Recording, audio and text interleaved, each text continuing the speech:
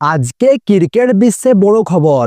IPL থেকে একের পর এক বিদেশি তারকা সরতে শুরু করেছেন। ফ্যাব ডুপ্লেসির পর এবার একই পথে হাঁটলেন ইংল্যান্ডের অভিজ্ঞত ক্রিকেটার মঈন আলী। কেকেআর এর জার্সি গায়ে গত মরশুমে খেললেও এবার আইপিএল এ দেখা যাবে না তাকে। তিনি যোগ দিলেন পাকিস্তান সুপার লিগে অর্থাৎ পিএসএল এ।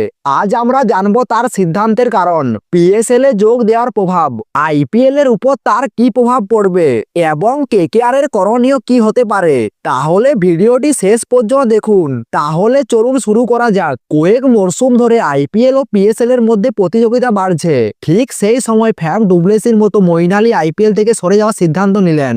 মঈন আলী শুধু চেন্নাই সুপার কিংসে নয়, বরং এবার কেকেআর এর দলেও খেলেছেন। তবে মাত্র 6টি ম্যাচ খেলিয়ে তাকে ছেড়ে দেয় কলকাতা নাইট রাইডার্স। 2018 সাল থেকে তিনি আইপিএল খেলছেন। 73টি ম্যাচে করেছেন 1167 রান। তিনি নিয়েছেন 41টি উইকেট, অর্থাৎ একজন প্রতিষ্ঠিত অলরাউন্ডার হিসেবে তার পরিচিতি।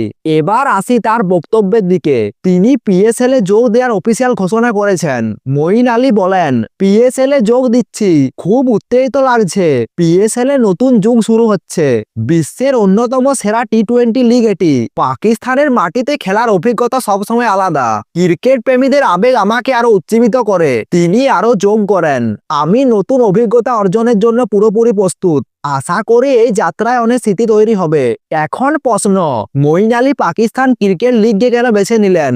মঈন আলীর পরিবার পাকিস্তানে বসবাস করেন, তাই পাকিস্তানের দর্শকদের সামনে খেলার আবেগ ও তার সিদ্ধান্তকে বড় ভূমিকা রেখেছে।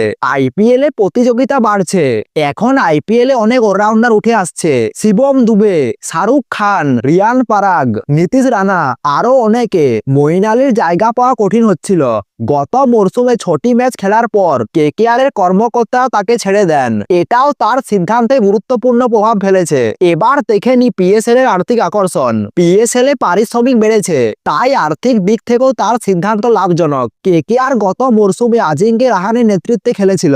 মঈন আলী দলের একটি গুরুত্বপূর্ণ অংশ হলেও ব্যাটিং এ বড় রান করতে পারেনি। বোলিং এ ধারাবাহিকতা ছিল না। এই কারণে তাকে ছেড়ে দিয়ে নতুন অলরাউন্ডার খুঁজছে কেকেআর।